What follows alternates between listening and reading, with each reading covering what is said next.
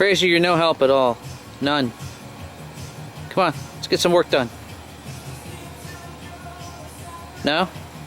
Come on. Stop working on your tan. Let's go get this deck built. Yes, that deck. Come on.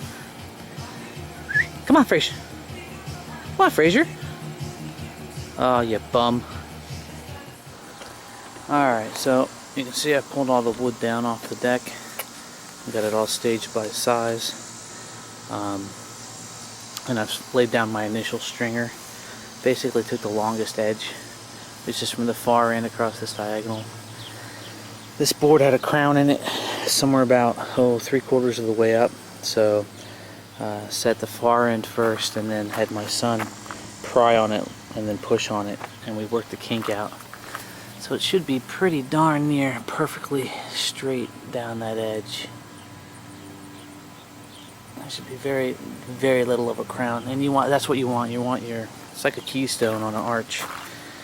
It's the most important part. Well, when you're starting a deck, your first board down is your most important part, because all your other boards butt up against that one and continue. So I set this screw and this screw and this screw, and then started prying and pulling and got it set out. So ran across a bit of an issue. You might be able to see it right here.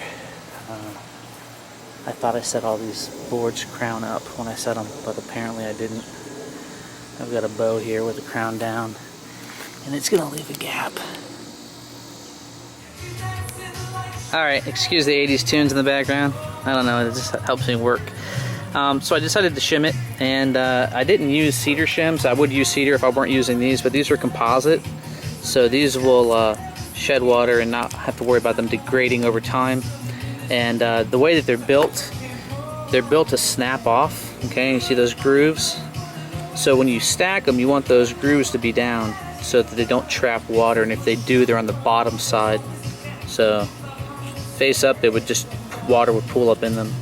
So shape down, and then wedge them together. And you just wedge those together like that from each side. And on this, it's exactly the thickness of the two overlapped. So I don't know why this occurred. I'm pretty sure it's just an oversight on my part. It looks like all my crowns are up except for this one. So again, try not to make these mistakes, but if you do, there's solutions, and it works pretty well. So let's get this thing decked. Again, the most important piece you can lay down is your very first board. So in this case, it was my longest board, and like I said, I had to rack it in and out in order to get it to run straight. That whole edge is straight. But as you can see, I blocked in for the post here, and I did not get to stain this because this was underneath everything that I stained yesterday.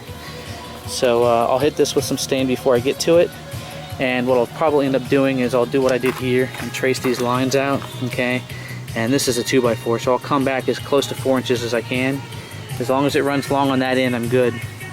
And I'll go ahead and cut all these at this angle. So as long as this angle is paralleled over here, I'll just get as close to the edge as I can. Okay, cut all those and then slide them up against the deck, but of course I want to treat the ends. Alright, it's almost 5. It's slow going. Very slow. You can see how jacked up some of these boards are. This is the first one that's actually lipping up. With the use of a modified strap. Okay, let's flip this guy over. You can see where I'm putting the shims in down there. Okay, I'm almost at the end of the shim run, which is good because I'm running out of the shims. And then I got to come up the front here. I won't get that far tonight. I'll flip this over. You can see at that end, that board's fairly straight, but it's going to have to get strapped at this end and at the far end. So what I'll do is I'll set the far end in, and then slowly put that strap on and tension it. And the board, as it bends down, I'm using these nails as spacers. So I'm going to go ahead and get this one run started, and I'll show you how I do it. I run it all the way up against the pool because I end up backing it off and then slamming it forward, getting the first screw set, and then after that you'll see. It's just a trailer utility strap. Okay, it's been shortened. It's only about 2.5 feet long, maybe 3 feet long, and you just use it to pull the boards tight together. Now they make a specific tool for this.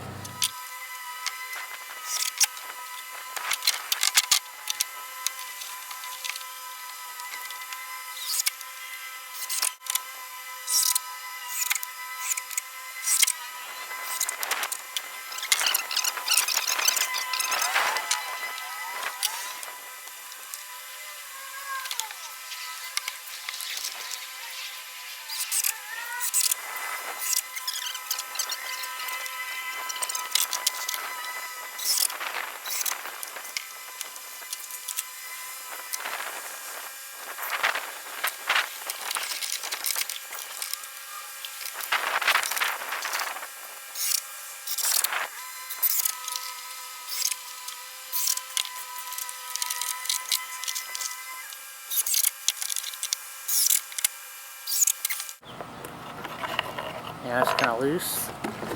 Do one last strap here.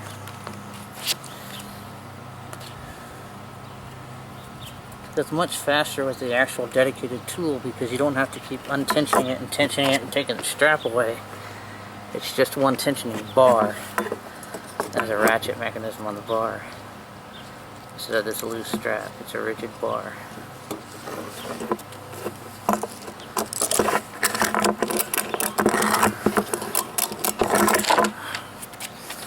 Alright, got a slack out of this.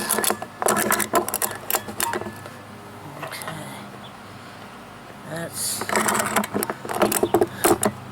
That's tight.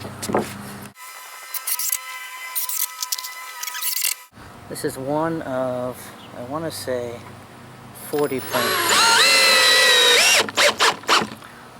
So this one will take a little longer than I thought, but gotta come back, put the third screw in a lot of these. It's coming out really, really well. Alright, looks like I'm wrapping up for the night. I ran out of shims. I only have one left out of a 2-pack of composite shims. So this is the shim board here. So I ran out and just basically 2 boards to go on it and 1 board on the other end. So 1 more pack of shims should do it. I'll go pick those up tonight after I eat some dinner. And it's looking really good. I'm very, very happy so far. Ran 2 boards, actually 3 boards along on that far side. So tomorrow morning I'll wrap up this corner and we'll rip this long edge here and then we'll rip the short edge there. And I'll have over half the deck done. And then I'll just work my way tomorrow afternoon all that way. So when I get to that point, I'll rip this line, and then obviously rip the other 2 lines when they're done and ready. But the fit and finish is coming along very, very well. Very happy about that. Real nice and tight up to the rail, the pool rail. And we'll be jumping off this deck into the pool probably, see, today's Monday, probably Thursday. I might go for a swim Wednesday after the decking is done, but I don't want the kids up here without the railings on. Although my little one is over there swinging. He was helping me. He was handing me screws and he was in charge of the long nails that I use as spacers.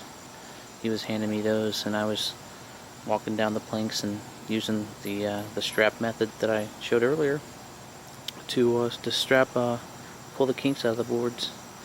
So here's a prime example of a crowned board. It's really kinked on that side. Really, really kinked. So, but that strap method works beautiful.